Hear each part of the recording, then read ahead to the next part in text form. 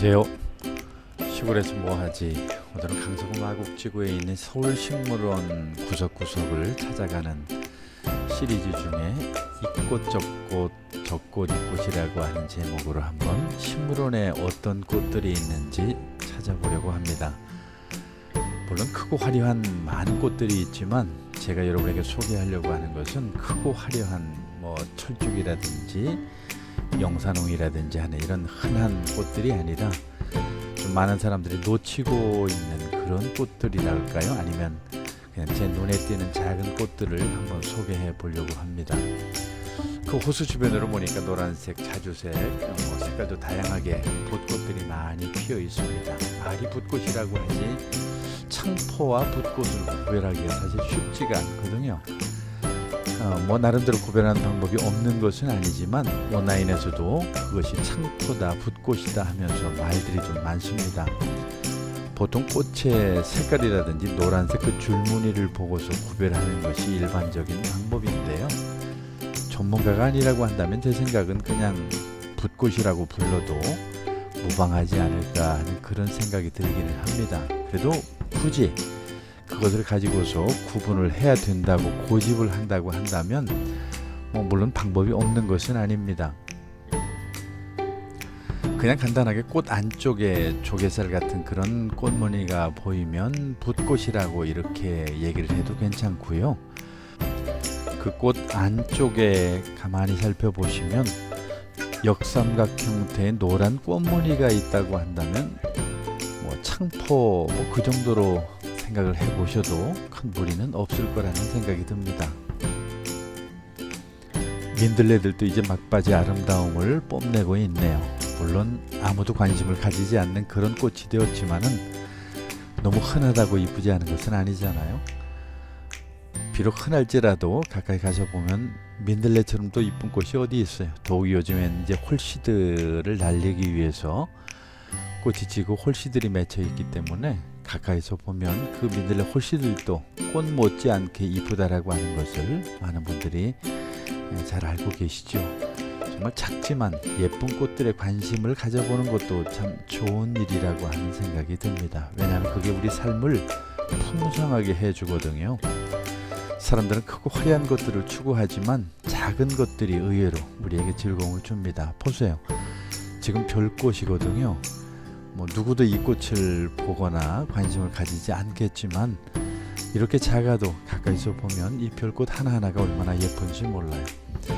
그 식물원 찾은 어떤 분들에게 제가 이것을 소개했더니 놀라더라고요. 이런 꽃도 있었네 하면서 말이죠. 가까이 보시면 누구에게나 참 좋은 예쁜 꽃입니다. 쓴바귀들도 제철을 만났습니다. 쓴바귀들은 한번 별도로 영상을 좀 만들어 볼까 생각해서 간단하게 그냥 소개만 그치도록 하겠습니다. 뭔지 아시죠? 제가 한번 소개한 적이 있는데 주름잎이라고 하는 꽃이에요. 사실은 들판에 가서 많이 볼 수 있는 그런 꽃인데 이곳에도 거기 쓴바귀들하고 같이 뒤섞여서 군락을 이루었기 때문에 예쁜 그런 모습을 보여주고 있습니다. 이 주름잎이라고 하는 식물의 이름도 관심이 없을 뿐만 아니라 이것을 보는 사람은 단 한 사람도 없으니까요. 좀 이 꽃 입장에서 본다고 한다면 섭섭한 일이 아닐까 하는 그런 생각도 좀 듭니다. 그리고 많이 그렇게 생각하시겠죠. 식물원까지 와서 이런 것까지 봐야 돼?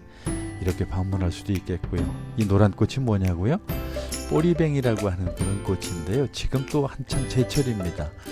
꽃대가 길쭉하게 자라나고 그 꽃대에 여러 개의 그 노란 꽃들이 맺혀 있는 것이 참 이것도 예쁜 꽃인데 누구도 관심을 가지지 않는 그런 천덕꾸러기 잡초가 되었다고나 할까요? 그런 상황에서 식물원에 자라고 있는 것을 보게 됩니다. 네, 여러분 이게 뭔지 혹시 아시겠어요? 냉이가 씨를 맺힌 그런 모양입니다. 냉이꽃은 제가 여러 번 소개한 적이 있지만 냉이꽃의 그 씨를 잘 보시면 완벽한 하트 모양이거든요. 그 사랑을 표시하는 그 하트 말이에요. 정말 이 꽃 씨도 가까이서 보면 예쁜 꽃 못지않게 아름답습니다. 이것은 식물원이라 그런지 바닷가 섬에서나 많은 그런 꽃인데 여기에 많이 심겨져 있더라고요. 크고 화려한 꽃이죠. 병아리 꽃나무. 육지에 사시는 분들에게는 그렇게 익숙한 꽃은 아니라고 생각이 됩니다. 하얗게 무슨 해당화 핀 듯한, 뭐 해당화의 색깔이 다르지만 어쨌든 이 꽃을 많은 분들이 좋아하는 이유 중에 하나가 이 꽃도 예쁘지만 그 열매가 의외로 또 참 예쁜 그런 열매거든요. 검고 작은 콩처럼 생긴 그 열매가 의외로 꽃만큼이나 또 열매를 좋아하는 분들이 많이 계신 것 같아요.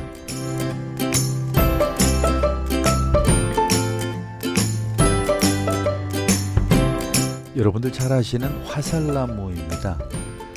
뭐 왜 화살나무라고 하는 것은 뭐 이미 여러분들 잘 알다시피 그 깃대가 화살의 긴 모양하고 비슷해서 붙여진 그런 이름이죠.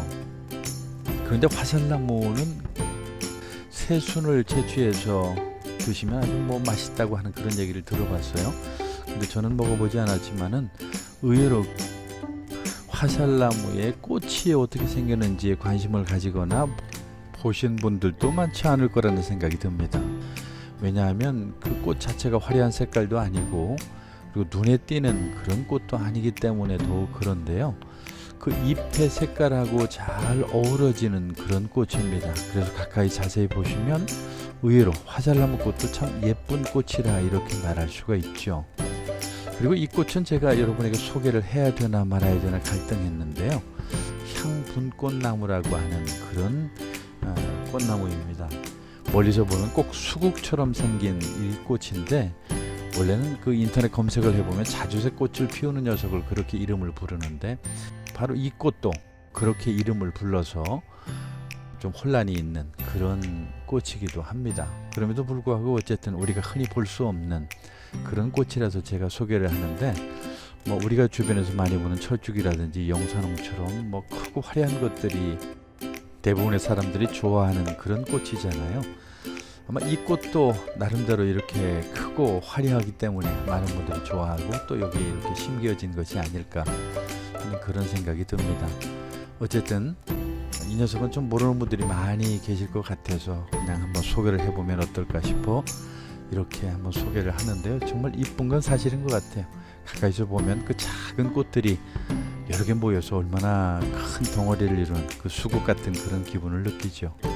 자, 이거 모르시는 분은 없을 것 같아요. 중부 이남 지방에 사시는 분들은 꽃 보고 금방 아실 것 같은데 사과꽃입니다. 중부 이남 쪽에 사시는 분들이야 사과꽃 모르시는 분들은 없을 텐데 이것은 큰 사과가 아니라 그냥 작은 꽃사과 나무이거든요.